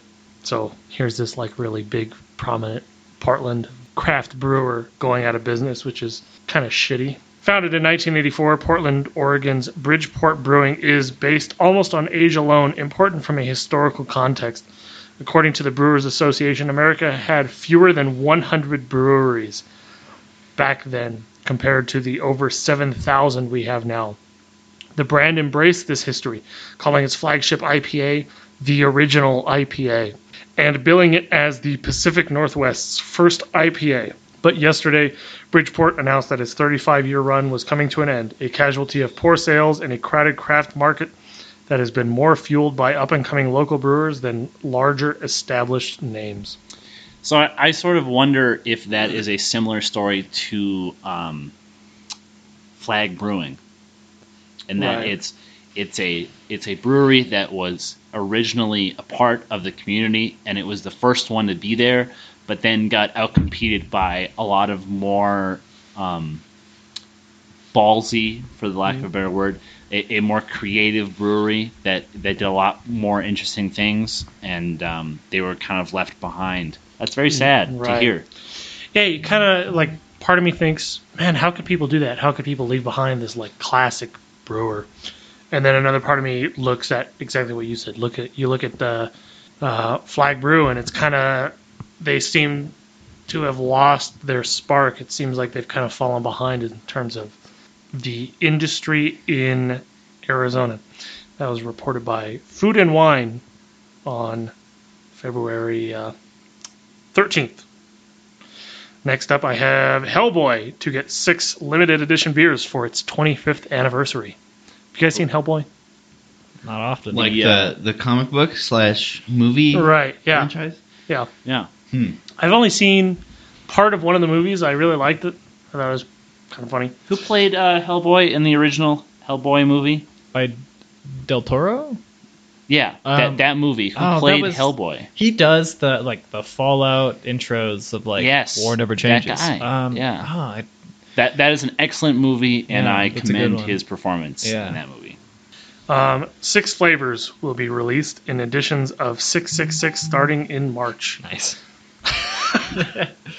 What better way to celebrate the 25th anniversary of Mike Mignola's Hellboy than to drink a beer in his honor? The answer is clear. Enjoying one of the 6 exclusive Hellboy beers brewed in Oregon's gigantic brewing to mark the character's birthday. Each of the 6 beers will be released in a limited edition of 666 with release windows of approximately 7 weeks beginning in March to coincide with Hellboy Day, Dark Horse Comics' March 23rd celebration of the character's 25th anniversary. You know, I'm disappointed that Stone isn't brewing these beers. You feel like they would, right? Yeah. So technically, and I was guilty of this, it seems like a lot of people think their logo is the devil. It is not a devil, it's a gargoyle. Yeah. Oh. I mean, So strictly speaking, there's a slight difference there. But so Stone is releasing a bunch of Metallica beers right now, oh, nice. or a Metallica beer or guess something, so. and you kind of feel like yeah. Hellboy is right up their alley. Yeah. They are releasing it's 6 beers. One of them is March. They're releasing Hellboy, obviously. That beer is described as maple syrup pancake beer. Subsequent releases will be Liz Sherman, a mole chili stout, Johann Kraus, citrus wit beer, Abe Sapien, indigo blue fruit ale, Blood Queen, cranberry yuso sour, and Trevor Brutenholm, British barley wine. Each beer, with the exception of Trevor Brutenholm, is 6.66% ABV. Trevor is stronger at 9.99 ABV, so they turned it upside down. Man, yeah, they're going really Oh. ham on this 666. Yeah. By the way, it was Ron Perlman who played Hellboy. Ron yeah. Perlman. How did Yeah. I forget that? There you go. So I like, a lot of these anniversary beers or like the special event beers seem to be kind of gimmicky, and this is no Yeah. exception. The thing that I like is the variety of styles, going from like a mole stout to like a wit beer to a barley wine. Seems like they're going kind of reaching to make some Yeah. good beers, hopefully. So just as a clarification, you're not saying wheat beer. You're saying a wit beer. Wit What is beer. what It's is white? a It's wit? German for white, Oh, okay. which feature wheat them. Yeah. So what? I guess like what differentiates those from? I have no idea. Okay. Other than it being called just wit beer. Yeah. Gotcha. The last piece I have before Nick gets into it is this hilarious article. I found this fucking funny. Ready to laugh. 9 craft beer trends you'll be tired of in 2019 by the Thrillist. God. This is, and I was thinking about this, and I was like, man, there's some shit that I could do without, like, this coming year, right? None of them are on this list, or very few of them are on this list. I found this list to be hilarious. Like any culture, some aspects eventually start to wear on you. It comes with the territory. From bad behavior by beer snobs to ridiculous styles of brews, here are the beer trends we anticipate you'll be sick of by the end of the year. Number 1, glitter beer. Oh no! What? Has anyone here had glitter beer? Hell no. I've never had a glitter beer. I've seen glitter wine, like Yeah. Right. very like. Or Unique. liqueur. Oh. Yeah. Champagne. So I would be sick of that if that was common. Yeah. I've never seen it before, It's not going to be common. so I don't really understand. A fad that will not fade, just like the glitter dust you keep finding in your clothes after a bachelor party. Can't relate, but Wish okay. I would have been to one of those. So anyways, they're talking about beer with glitter in it. Never seen it. I don't know what they're talking about. Pathological obsession with newness. Before 2012, every brewer had a flagship beer. This is the type of beer you hang your hat on as a brewery. What you build your brand on. Legacy breweries are built on flagship beers. For Samuel Adams, it's Boston Lager. For Deschutes, it's Mirror Pond. New Belgium has Fat Tire. They're great beers, yet suddenly it's become cool to not give a shit about them and only purchase rare one-off limited releases you have never seen before. But wait, we're supposed to become sick of those exactly? You're supposed to become sick of them not promoting their flagship beers. I fail to see how that's like a problem, especially with like you're gonna have to remind me of the brewery because I'm blanking for some reason. But like Tower Station, Mother Road. yeah. Like, am I supposed to become bored of like Mother Road Tower Station? Well, they're Like, saying they're annoyed that people are becoming bored with Tower Station. So they're saying that the flagship beers, the big like the beer that the brewery is known for, is going to be like that needs to make its revival instead of these shitty one-offs. I don't know. Like I think there's like a certain quality, and like like we're only gonna brew this like once every 6 months or something. Like And my thought is like, why are flagship beers special? Just because a brewery's known for it, that doesn't make it good. That doesn't make it something that I'm going to remember, right? Yeah. So it should be about, at the core of it all, beer is about drinking what you enjoy. If it's Coors, if it's Tower Station, if it's something you'll only have once in your life, if you love it, drink it. Yeah. And that's what you should talk about, and that's what you should enjoy. It's not about what does this brewery make a lot of, and it's not about like what's super unique. It's about what do you enjoy. I enjoy having things that I may only have once in my life, because when are you going to have it again, right? So you might as well go get it and enjoy it. And I can get Tower Station any day of the week. How many times can you have one beer before you're kind of like, yeah. I've seen all there is to see here. No disrespect towards the flagship beers, but it was just like, it's kind of like, why the hate? Yeah, what's the problem? Yeah. I don't know. I kind of enjoy like that sort of like this is like a one and done kind of thing. Right. Like, especially, I mean, we're kind of lucky to have a bar here that does that sort of thing where they're like, this is a complete experiment, and we won't brew any other like vats of this stuff, but like enjoy it while it lasts. And Right. I love that kind of thing. Next up is crowlers. You guys ready to hate crowlers in 2019? What the fuck is wrong with crowlers? When the technology to can 32 ounces of beer on the spot became available, it was a game changer. No longer did you have to carry around a glass jug growler like some Victorian era wino. You would simply saunter up to the bar and ask them to can anything. The problem is that most of us just assume that crowler beer is as good as it is straight out of the tap. Unfortunately, it's likely getting just as oxidized as pouring it from a can into a glass jug. Any contact with the air, and it's starting to degrade. That, coupled with the fact that the beer geeks are using crowlers as a method to trade and ship beers that aren't conventionally packaged, means a lot of this beer is going to taste like cardboard by the time you get it. I have so many problems with the last 3 sentences that I've just read. Can we end just like this skip list? that one? This is just getting more and more retarded. I'm going to fly through the rest of them Yeah, so you can please be as do. mad as me. Fly, my son. Why is the can of beer going to taste like cardboard because it's been in a cardboard box? Can bad. It's been surrounded by aluminum. Yeah. Why is it being next to cardboard affecting the flavor? Can Anyways. bad. Okay. Sellout culture. So they're talking about beers like craft breweries that became really big, like Stone and like Founders. What the fuck is wrong with Stone and Founders? They're big because they make good beer, right? Yeah. I don't. It's people who are, they're saying, these people are saying it's annoying that people hate Stone and Founders because they're sellouts, because they're big. And I don't think anybody feels that way, or I don't think like any significant portion of the population feels that way. Fuck them. Pastry beers. What? Chocolate cake stout. Oh.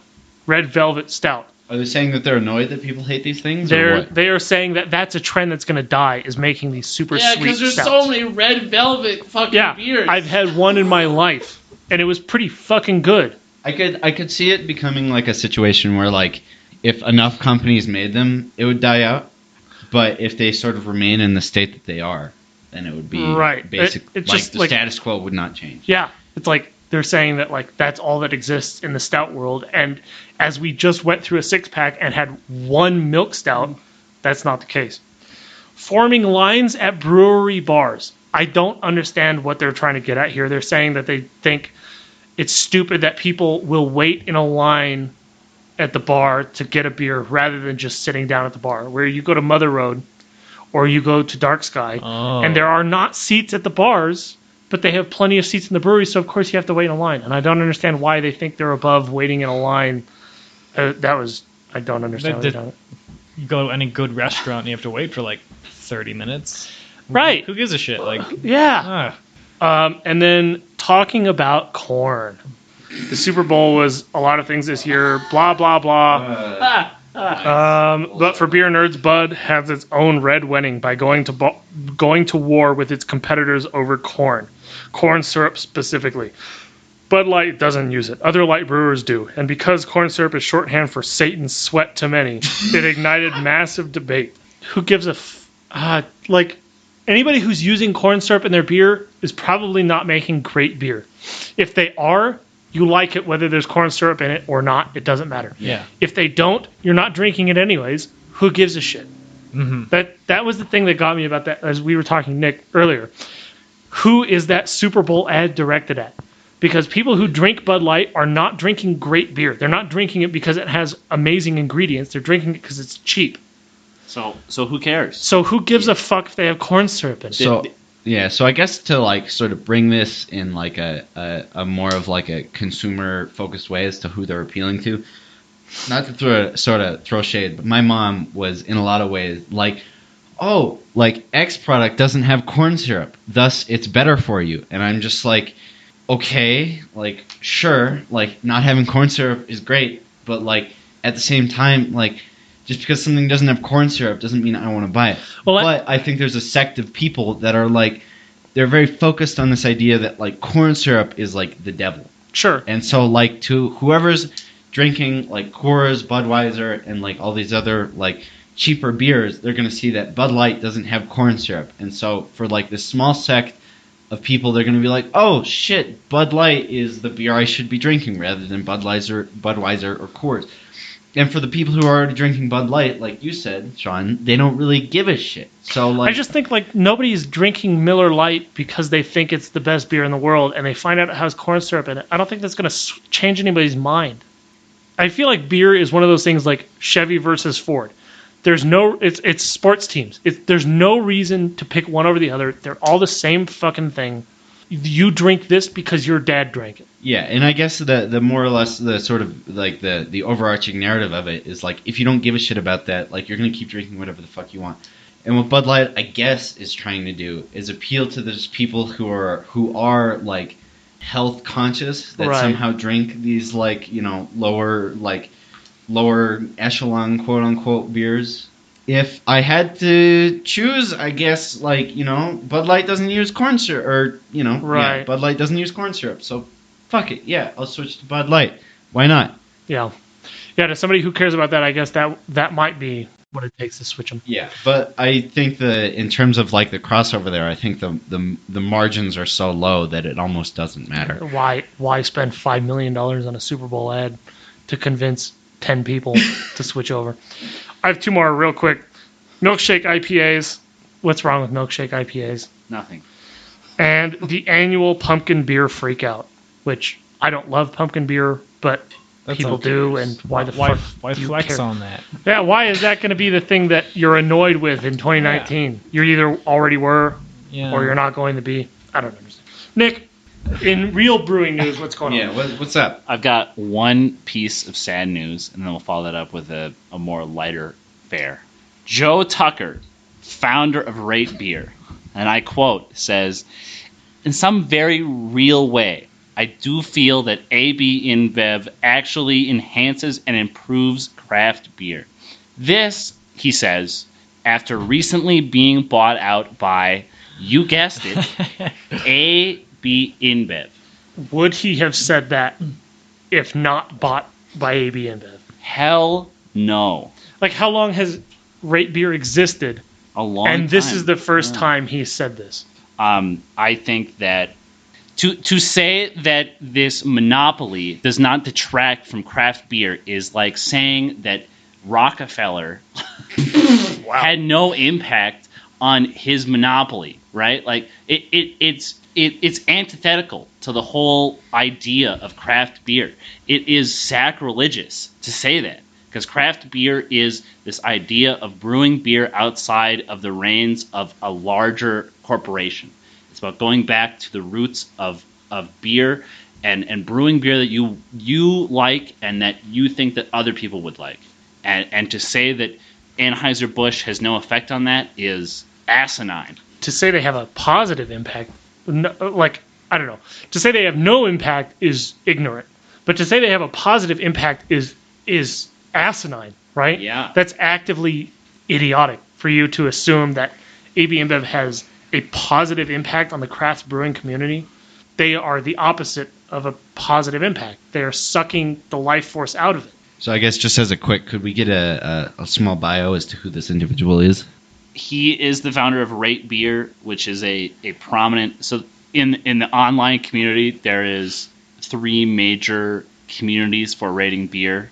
There's Untapped, there's Rate Beer, and then there's Beer Advocate. And he is the founder of one of them. And like so many other small communities, Anheuser-Busch has bought him out. Anheuser-Busch has bought countless breweries. They own the home brewing market online, and now they own right. Yeah, so now they own one of the online brewing communities. And so they're becoming, if they were not already, a massive monopoly. I think at best, a monopoly on any industry is a negative influence, right? It is never neutral or positive. If you own an industry, it is bad for everyone in that industry except you. Yeah. And I think this is a case of that, where I think it's easy for people to say, well, what has AB InBev done? Like, they bought out Four Peaks, but Four Peaks is still good. So how is this a negative influence? The fact that they literally own like a 60% market share of beer in the world. There is no circumstance under which that's a positive influence. That is bad. No matter who, founders could own a 60% market share, and that would be bad. I don't understand how there is anybody left defending AB InBev. I mean, it's the people who are owned by them who are espousing this. They're given the lines to say, and then they say it. Mm-hmm. And it's really depressing that Rate Beer has gone this way, and it's really a shame, I think, in general. In other news, in more craft beer news, the 3 of us tried Persistence Pale Ale. All 4 of us, actually, tried Persistence Pale Ale, which is a collaboration between women in Arizonan brewing, and it's mostly distributed by Santan. It's a great oaky flavored pale ale, very clean. We tried it at one of the local breweries here in Flagstaff. I highly like this beer, and I like the direction that they're taking, in that this group of people who maybe is underrepresented in the industry is taking some power back and making great beer. It was a really good pale ale. That was the thing that I took away from it, is I really like pale ales, but I think in a way, liking the style kind of numbs me to a really good one. This impressed me. I really enjoyed this beer. It was definitely unique, and I wish I just could have another one, because it's seasonal. I mean, actually, it's like kind of a one shot, isn't it? Right. Yeah. If I had the opportunity, I'd jump on the chance to get another one. Well, yeah. So theoretically, knowing Lumberyard, they're probably going to do something similar to this sort of year round. I mean, the initiative behind the entire thing is to probably get more women involved, specifically in sort of the brewing and crafting of beers, not specifically like pale ales, but other craft beers, like sort of the stouts we're having today. So I imagine this beer will probably be a one-off, but in the future we can hope for other beers like it.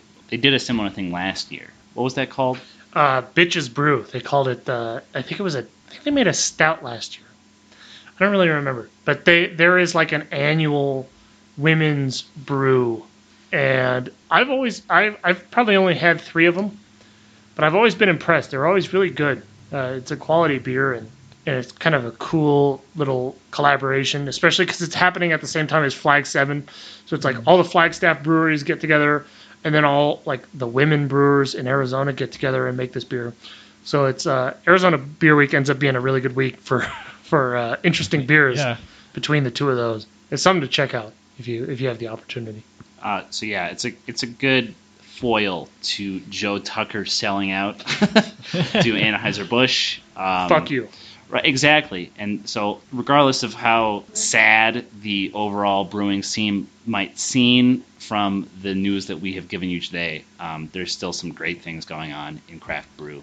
Now, let's move on to our 2 mystery beers. Oh my god, the Let's mystery go. beers. All right. I guess I got the first one out. Okay. I hope it's an IPA. Doubtful. Stout wings. All right, let's close the eyes. Close the eyes. Eyes are closed. Bottle. I remember that trick you pulled, Sean, last episode. So nothing. Wait, so just being the guest, what did Sean do last episode specifically? Oh boy.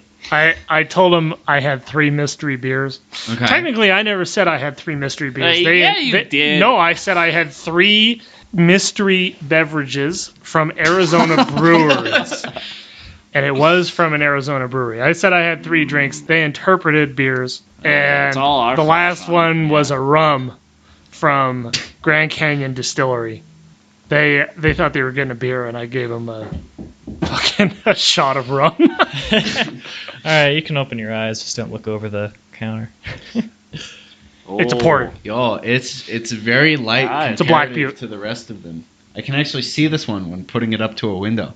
Give it a taste. Cheers. What? Yeah. Oh shit! Yeah, I cheered. I didn't drink it yet. That's not Black Butte. This is not I'm sorry, folks. within the dark. This is not within the dark beer category.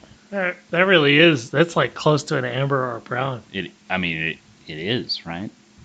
This one was kind of meant to be the meme or the red herring. You fucking with us, Jeremy? Not as much as you did last time, Sean. It's no rum. I am no longer allowed to ask that question. That's hoppy. Do you get hoppy out of that? It is Oh, almost yeah. like an A amber. lot. You're right. I think it has to be an amber. That's It is definitely hop forward. yeah, like almost an IPA. Like that, I would if I didn't see the color of this, I would think black IPA, but that's not nearly black enough to be a black definitely IPA. not, yeah. But it has that flavor, that like really hoppy, too hoppy to be an amber. What do you think, Jeremy? So what are we guessing first? Yeah. Guess first off, ABU and IPA. Or sorry, He's giving it away. actually no. ABU and IBU. Adam first. IBU and ABV. Yeah. Thank you. I'm dumb. Also, we've been drinking this whole time. Yeah, So. this is. So in terms of alcohol content, it's gonna be rough. I'd probably give this like a 5.5. Okay. Okay. And in terms of bitterness, Oh, Sorry. what's the bitterness scale out of? Is it like percentage based? It's It's generally not 0 to 100, but Okay. there are It some beers that It can go go over over 100. 100. Probably give it like a 40. Okay. Sort of middling. In terms of ABV, I'll give this a 6. Damn it. I was going to go with 5.5, but then Adam stole it from me, so I got to go with something else. I'll give it a 6, and then an IBU 65. I think you're really close on both of those. I'm going to guess 7 just because I don't think it's lower than 5.5. Right. And I think you nailed it on 65 because Jeremy is leading us to believe that this is not an IPA. There are no I'll guarantees. I'll say a 50 IBU. So I'm 7 and 50. Okay. You are really close with that 7. It is a 7.2 Oh! ABV. Oh, And Point then Sean. wow. who guessed the highest IBU? Nick said it was 65. I said 65. Okay. This is from what I could find online, it's not on the bottle, 100 IBU. No. What? I guess sorry, I guess I don't can know. see it. You'd And have to that, look it like, up once I tell you the title. The bitterness sort of like holds on your tongue for a while. There goes It the is cat. bitter. Yeah. There's no way that's 100. One of those websites could be wrong. I'm willing to agree with that. So do you reveal what this is? Nah, No, so no. should we guess brewery? Yeah. Brewery. And then reveal? I'm gonna opt out of the brewery guessing just because I'm a moron when it comes to that and have no idea what I'm talking You about. could guess. You could have a... You can say anything. Can I guess can I make it more like vague? Can I guess like state and city? No. I have to guess specifically the brewery. Name. Fair. East Coast. West Coast? Or yeah. Thank you. Yeah, West Coast. It's on you, Nick. 100. If that is accurate, this has got to be. If it is actually 100 IBU, the closest guess I have is Dogfish Head. It's like between them and Stone for 100 IBU, right? Yeah. But then with this being so dark, it's like... And being bottled. For some reason, the bottle is throwing me. Bottle goes with Dogfish more than it does Stone. Right. Fucking A. I don't fucking know. I'll go with Dogfish Head. I'll say, man, this is like a... Theoretically, this is the only category that you can like actually tie on. So, I mean, Sean, if you were to guess Dogfish Head as well, Wow. I mean, there's nothing certified stopping you. lamer. what? The rules are made up and the points don't matter, Adam. It's okay. I mean, sure, but like if you want to earn some fake points, like you know, I'm going to guess, it's like, I want to just say something to get this over with. But then I'm like, New Belgium. No. Fuck no. They wouldn't do this. I'm having a really fucking hard time. I'm going to say Deschutes, because I don't know who the fuck. I know it's not Deschutes, but I don't know who else, and I don't want to take more time. All right. It is an Damn it! Motherfucker! An arrogant bastard by what is it? Arrogant Consortia? Stone. Oh, Stone? I could have fucking said Stone. that's the gargoyle, my dude. Yeah. God damn it. Let's look at my notes here. Yeah, arrogant bastard by Stone. 7.2 ABV with 100 IBU. That Now that I know it's Stone, the IBU's kind of makes sense. I don't know, kind of in the briar bush there with like no one really knows. There's no way that's 100. Yeah, some people say 77 or something like that. Yeah. It's not on the bottle. I'd so put this closer to 77. I had to look it up. No, So does Sean get 1 point and Nick get the other? Yeah, we got one I and think one. we're tied. Yeah. Good try. Sorry. Wait. You got a point for saying 65 IBU when it was 100? Well, what Jeremy was but if it's more of a 72, then we're within the range. Sure. But if it's 100, fuck no. Well, obviously, but I don't think this is 100 IBU. No. I looked at a couple websites and they said 100. I think they're wrong. It's hard to find good information about some of these things. Because it's not on the bottle. Like, who's to say? Like, I think 77 is more accurate guess. I don't know who to give that to, but I really like Arrogant Bastard. It's a big beer. They named it appropriately, but yeah, that's a good one. I was gonna bring up the other one, but Nick said like, give me an IPA, and I was like, well, I'll give you the Sure. closest one. Yeah. I'll say this is after discovering that craft beer was an industry. I got 3 beers. My mom bought them for me Whoa. because I was not 21. I had Fat Tire. I had Lagunitas Russian Imperial Stout. Wow. And I had Arrogant Bastard Ale. And I picked those at random just because I wanted to try a variety of beers and I didn't know any of these. Yeah. And what a variety, now looking back, what a variety I picked. Mm-hmm. Just like, because that's like, this is like super hoppy. The Lagunitas Imperial Stout was like super malty, and then Yeah. Fat Tire was right in the middle. So now looking back on that, I'm like, I picked the perfect variety. Oh, This is a good beer. I this is right next to the one of like or three of the four stouts and porters I like picked out, and I was like, well, like it'll be a good like mix up. And you know, I'd love to see them try to just. I don't think I guess and get a struggle. point Why is that, Nick? because I think it's much more than a what did I say, a 65 I think IBU. so, yeah. Yeah. And you were I don't the think, highest? I don't think I get a point. What? So out of what you've seen, what is it? More of an average of like an 80 or what? It's pretty close to 100 from what I've seen. I think Jeremy was right on that. So- Our taste buds are just sanded off by.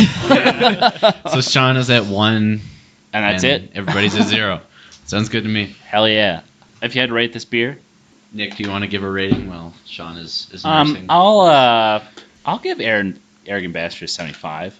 I guess if I were to give it a rating, I'm probably going to lowball a little bit just because this is not like my favorite beer, even if it were to be a darker beer. I'd probably give it closer to like a 63 just because I'm not like a huge fan of it, just because it is fairly bitter and I guess lacks a lot of the other flavors I would come to expect.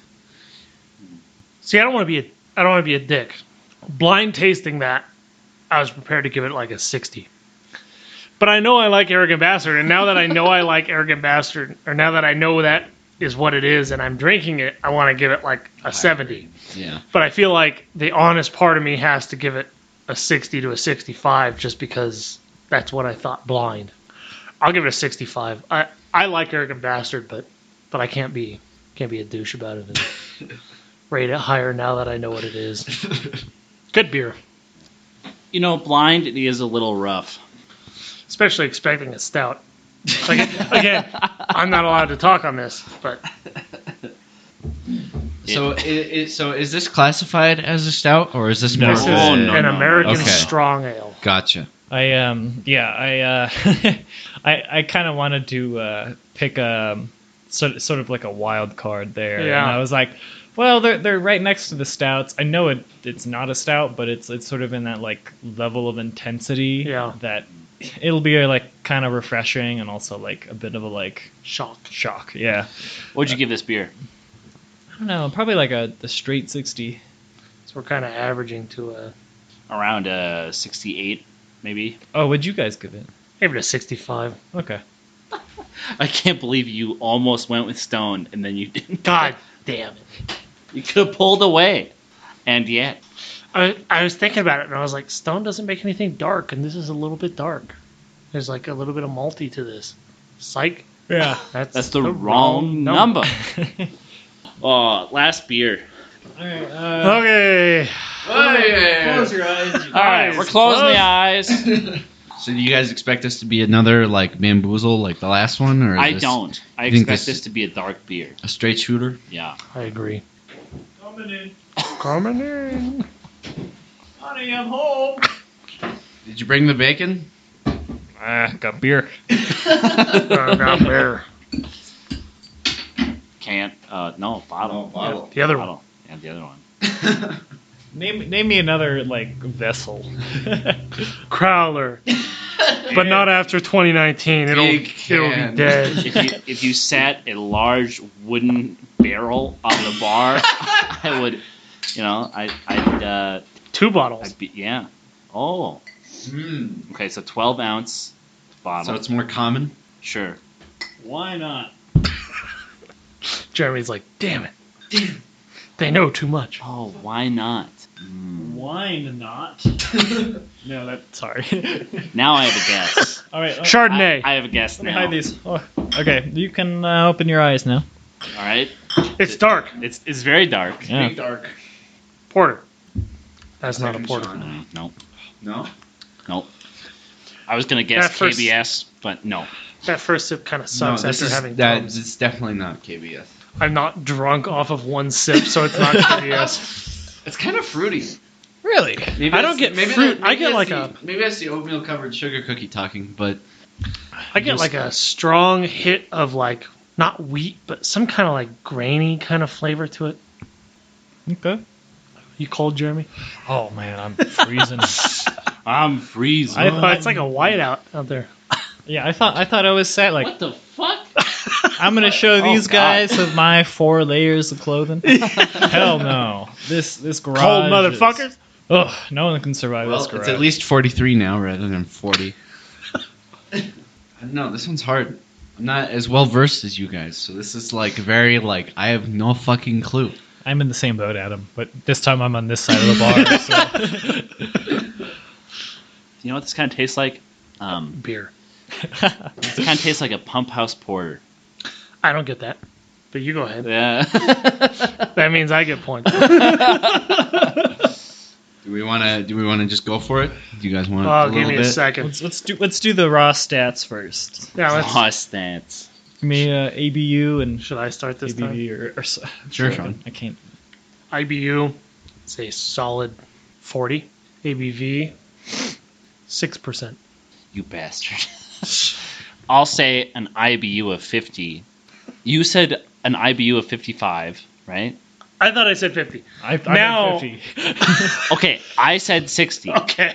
An IBU of 60, and then an ABV. You said 5 point. You said 6, didn't you? Pick one, guys. Pick one. I think I said 6. Okay, I'll say 5.5. So just to clarify, Sean said 6 and 6. I think I said 50 and 6%. Okay, and then Nick responded Said with 60 and 5.5. 5.5%. Okay, so basically flipped. So in terms of bitterness, I would probably rate this a 5. And 5 then- bitter? Yeah. Wait, That's nothing. 5 out of 100. Oh, 5 out of 100. Fuck. My bad. IBU. Sorry. Bitter unit. I'd probably rate this a 50. I said 50. Okay, you said 50 and Nick said 5.5. Nick, Sorry. I said 50. He said 60. Yeah. Let's go with 5.5. 55. Yes. Sorry. Holy. fuck. It's a rough one. Okay. Tell us what the IBU is right now. Okay. Sean, you said 50. 50. You win Oh! because it's a 47 IBU. Oh my Yeah. God. All right. And then in terms of alcohol content, I would give this. So 5 and 6. I said have 6. already been He said 5.5. 5.5. I'm going to give this a 5 again. Okay. Okay. So, Okay. Jeremy? Well, Nick, 5.6. God damn it. Yeah! We're tied again. Almost right on the money. Damn.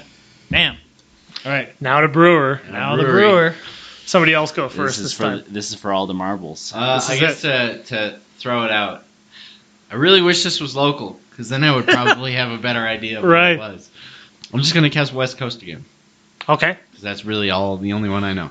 Nick, put your phone away. Stop Googling. Oh, sorry. You caught me. I'm Yeah, cheating. I know. These points really add up. Yeah. Lumberyard doesn't bottle Pump House Porter, do they? I'm not saying anything. I don't think they do. So it can't be that. I don't know. I'll guess Anchor. I don't get any porter out of that. That's got to be a stout. I need some final answers, gentlemen. If I had to pick, It's ticking. I'm trying to think of who the fuck even has a stout available at a grocery store. I'm gonna say Bell's. All right. So It's not Bell's. we have a We have a Bell's, an Anchor, and what did you say? I said a West Coast. Okay, well, Okay. okay, so you're out of the competition. Yeah. Yes. So we have a Bell's and an Anchor. Anchor. And it's neither of those. Yeah, it's neither of those. All right, gentlemen. I'd like to apologize in advance for our mystery beer. We have by Guinness You fucking asshole! an extra stout by Guinness. I thought that. I was like, no fucking way is a Guinness this good. He left the bottle caps on the table, and I found them. And I didn't look at what it was until I guessed, and then I looked, and I was like, well, damn. yeah. I've had this beer before and thought it was shit. Wow, really? This is good. How many beers were you in? None. So okay. now I'm 3 in. Yeah. And now this is pretty good. opinions changed a little bit. Yeah, You fucking I dick. am a shitlord. I know that. I specifically chose these to be as red herring as possible, Yeah. but not within the whiskey or rum range. Fuck me. Sean and I were talking about this before the podcast, and we were saying if we were making a 6-pack, We would throw Guinness in. we would throw a Guinness into the blind beer. So Gotcha. I don't know if it was calculated or not, but I'm glad I picked this one just because. So this is a Guinness Extra Stout. Yep. I've had this before. Yeah. Because I've had people tell me, Guinness is shit, but if you get the extra stout, it's pretty good. Nice. And I got a bottle of this exact beer, and I drank it, and I was like, this is the same fucking thing. There's no difference. That's shocking to me that that's a Guinness. Maybe there is some Irish pride there. Yeah. Maybe Something to do with like the stomach lining with the Yeah. filtration. yeah, I kind of got some pork stomach lining out of that. Oh man. I feel like having a bowl of menudo right now. That's not Irish. That's But it is stomach lining. it is. Yeah. I don't know. Do you guys rate the mystery beers? Yeah. Did we rate Yeah, the we last rate 'em. one? Oh yeah. We rated the last beer, didn't we? Did we? Yeah. Did we? Oh You my did. God. I did. Adam's gone. Yeah, dude. I'm, Dude, I'm out of it. Once Adam gets a hold of Rasputin, It's all over. It's All over. else is gone. Yeah. I don't know. Impulse, I'd give this one like a 55. That was pretty fucking good. I have a hard time rating that low. Like, Oh. I want to rate that low because it's Guinness, but that was pretty damn good. Okay. So what's your impulse? That's a 60 at least. I would say 60 as well. That kind of reminds me of the Sam Smith. I agree with that. Yeah, I third the 60. It's like a. Oh, okay. It's a solid Maybe- like. I would buy this beer once, and it's like I'm guessing in comparison to the other stouts we've had today that it's cheap, Right. and like if I was on a budget and was like, man, I really want a stout. I maybe I'm lowballing it because I knew it was Guinness to begin with. I'm kind of surprised at the results here of how high it rated. I did intentionally pick the extra stout because like y'all have had Guinness before, Right. And I kind of wanted to throw you off the trail. Man. This is actually my first one. Oh, okay. While drinking this, I had in my mind, is this a Guinness? And I thought, no, this is too carbonated. Like there's the bubbles are too okay. big. But now, fucking A. God damn it. Now you know why. I have no fucking idea what's happening right now. Now that we're done with the podcast, now that we've reviewed all the beers, I just want to let you know what we've got coming up next time, a couple of weeks from now. Oh, okay. We're doing 6 beers that go well with wings, specifically wings. And we've got Sierra Nevada Pale Ale. We've got a collaboration between Dark Sky and Grand Canyon, overnight IPA. Then we've got a classic 805 that's pretty much available anywhere. Right. We've got a From Firestone Walker. yeah. We've got a Deschutes Fresh Squeezed. We've got a Dale's Pale Ale. And finally, we have a local brew from Lumberyard, Diamond Down Lager. So, Grab a thing of wings. Grab some of those beers if you can find them. Certainly you can find a couple of them. And have one with us next time. And we look forward to having you. this has been Be Right Back, the Lounge Brewing Podcast. Drink responsibly, ladies and gentlemen. You got to make sure to hit it with the... Yeah, I hit it on my forehead. Oh my god. It's the Stouts and Porters episode, that's for sure.